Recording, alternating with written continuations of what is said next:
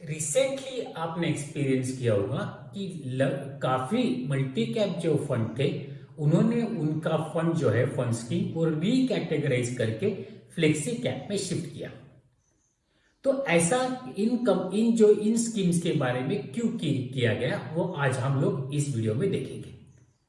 अगर आप इस चैनल पे पहली बार आए हैं और या फिर आपने इस चैनल को सब्सक्राइब नहीं किया है तो आप इस चैनल को सब्सक्राइब जरूर कर देना और सब्सक्राइब करते वक्त बेल आइकॉन दबाना ना भूलना, क्योंकि जब भी मैं कोई नया वीडियो बनाता हूं तो अगर आपने बेल आइकॉन दबाया है तो उसका आपको एक अलर्ट मिल जाता है कि जिसकी वजह से आप कोई भी वीडियो जो है वो मिस नहीं करते। तो आज हम लोग देखेंगे कि इस वीडियो में कि ये मल्टी कैप से फ्लेक्सी कैप में शिफ्ट जो हो रहा है वो क्यों हो रहा है। इसके लिए पहले तो हम लोग अंडरस्टैंड करेंगे कि इसकी बैकग्राउंड क्या है, उसके बाद हम लोग देखेंगे कि ये शिफ्ट की वजह क्या है, उसके बाद हम लोग ये भी देखेंगे कि ये मल्टी कैप और फ्लेक्सी कैप में डिफरेंस क्या क्या है, और उसके बाद में हम लोग ये डिस्कस करेंगे कि किन लोगों के लिए ये मल्टी कैप से शिफ्ट है ये ठीक है या किन लोगों के लिए शिफ्ट ठीक नहीं है। तो चलिए देखते हैं कि why multi cap schemes are changing to flexi caps. तो पहले बैकग्राउंड समझ लेते हैं। देखिए 11 सितंबर 2020 को सेबी ने एक सर्कुलर इश्यू किया asset allocation of multi cap fund के बारे में। उस सर्कुलर के हिसाब से सेबी ने एक मैंडेट दिया था कि किसी भी मल्टी कैप फंड को कम से कम 25% जो निवेश है वो लार्ज कैप में करना ही होगा। उसके बाद कम से कम 25% जो निवेश है वो मिड कैप में करना ही होगा, और कम से कम 25% निवेश जो है वो उनको स्मॉल कैप में करना ही होगा। ये मैंडेट देने की शायद एक वजह यह भी रही होगी कि काफी उस टाइम पे जो काफी मल्टी कैप फंड थे वो जो थे वो लार्ज कैप की तरफ स्क्यूड थे।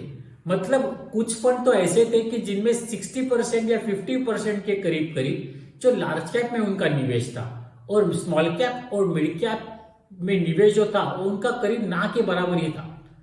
तो क्या होता था कि स्कीम के नाम के ऊपर से तो लगता था कि वो मल्टी कैप है, लेकिन वो असल में लार्ज कैप या फिर ब्लू चिप कंपनी में निवेश ज्यादा हो गया था।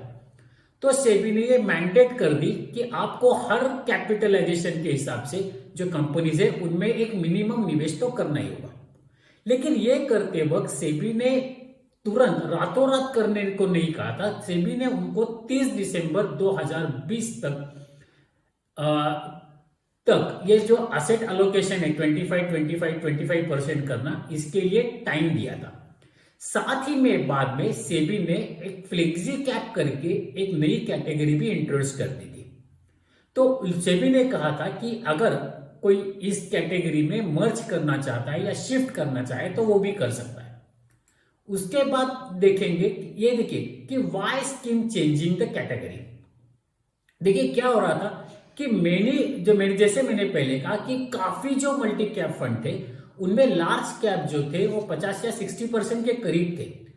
तो इन जो कंपनीज को लार्ज कैप जो है उनका अभी समझो कि देख लीजिए कि एचडीएफसी इक्विटी की केस ले लीजिए, उनका एक 15-20 करोड़ 1000 करोड़ के करीब करीब उनका पोर्टफोलियो एयूएम है। तो ऐसा स्कीम का अगर लार्ज कैप आप 20-25 तक का कम करना भी चाहे तो एक काफी बड़ी जो है रिएक्शन मार्केट में आप दिख सकती है। साथ ही में 25% मतलब 25 स्मॉल कैप और मिड कैप अगर खरीदना चाहे तो आपको मार्केट में वो कैपिटलाइजेशन की कंपनीज में उतने ऑप्शन शायद ना मिल पाए। तो इसके वो करने से दूसरा क्या हो रहा था कि अगर स्कीम्स वो रिकैटेगराइज नहीं करते और वो स्मॉल कैप और लार्ज कैप में निवेश शिफ्ट करते तो शायद वो डिसीजन इन्वेस्टर के लिए ठीक नहीं होगा, शायद या एक्चुअली नहीं होगा था। क्योंकि क्या होता था कि फिर स्मॉल कैप और मिड कैप में एक रैली सी नजर आती थी। टू प्रोटेक्ट, तो इन्वेस्टर जो थे उनका इंटरेस्ट प्रोटेक्ट करने के लिए जो बाकी सब जो काफी बड़े बड़े जैसे मल्टी कैप फंड थे जैसे कि एचडीएफसी है, मोतीलाल ओसवाल है, फिर आदित्य बिरला जो है, उन्होंने उनके जो मल्टी कैप स्कीम्स है उनको रिकैटेगराइज करना ज्यादा बेहतर समझा।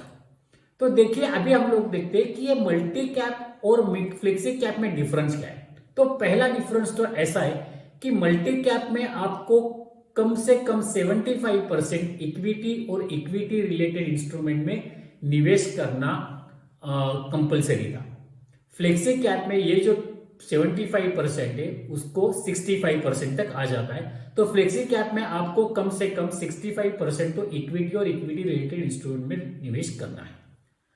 दूसरा, जो मल्टी कैप में जो जैसे पहले स्क्रीन में मैंने कहा था कि मैंडेट क्या था कि 25% कम से कम आपको लार्ज कैप में, 25% मिड कैप में और 25% आपको स्मॉल कैप में निवेश करना ही है कम से कम। लेकिन फ्लेक्सी कैप में क्या है कि ये पूरा फंड मैनेजर के ऊपर है कि वो किस कैपिटलाइजेशन के कंपनीज में कितना निवेश करे। समझो अगर 65% उसको इक्विटी है तो वो करीब करीब 100% भी लार्ज कैप में या फिर मिड कैप में या फिर उनके हिसाब से अगर जो इन्वेस्टमेंट अपॉर्चुनिटी या मार्केट अपॉर्चुनिटी के हिसाब से वो निवेश कर सकते। यहाँ पे उनको पूरा फ्रीडम है कि किन कैपिटलाइजेशन की कंपनीज में निवेश करना है। अभी देखिए कि रिसेंटली जिन स्कीम्स का रिकैटेगराइजेशन हुआ है उनकी मैंने यहाँ पे लिस्ट दी है। आप चाहे तो वीडियो पॉज करके, क्योंकि मैं पूरे के पूरे 15 नाम पढ़ने वाला नहीं हूं, तो आप अगर चाहे तो वीडियो पॉज करके देख सकते हैं कि किन किन कंपनीज का रिकैटेगराइजेशन अभी हुआ है from a multi cap to a flexi cap पे। तो अभी हम लोगों को जो निवेशक है उनको क्या करना चाहिए। तो सबसे पहले देखिए कि अगर आपको लगता है कि आपका जो फंड मैनेजर है उसके वो बेहतर जजमेंट ले सकता है किन कैपिटलाइजेशन की कंपनीज में कितना निवेश करना है और या फिर एसेट एलोकेशन कैसा करना है, तो आपको कुछ करने की जरूरत नहीं है। आप जो आपकी निवेश है वो वैसे ही रहने दीजिए क्योंकि वो पहले ही रिकैटेगराइजेशन हो गई है। लेकिन अगर आपको लगता है कि आपका जो पोर्टफोलियो है उसमें इस फंड में लार्ज कैप, मिड कैप और स्मॉल कैप सब फंड सब जो कंपनीज है उनके शेयर कुछ परसेंट में तो होने ही चाहिए, तो फिर आपको इंतजार करना चाहिए कि आप ये जो फ्लेक्सी कैप में जो शिफ्ट हुआ है ये कंपनी से आप पैसा बाहर निकाल लो और आप वेट करो कि ये fund house multi cap fund का एनएफओ लॉन्च कर दे। उसके बाद आप मल्टी कैप फंड में आपका निवेश कर सकते हैं। देखिए अभी मैंने आज आपको कि इस फ्लेक्सी कैप और मल्टी कैप के जो बीच में रिसेंट चेंजेस हुए उसके बारे में पूरी जानकारी दी है। मुझे लगता है कि ये जो इंफॉर्मेशन है ये आपको ठीक से समझा पाएगी कि फ्लेक्सी कैप जो मल्टी कैप से जो स्कीम शिफ्ट हो रहे हैं फ्लेक्सी कैप की तरफ वो क्यों हो रहे और आपको क्या करना चाहिए।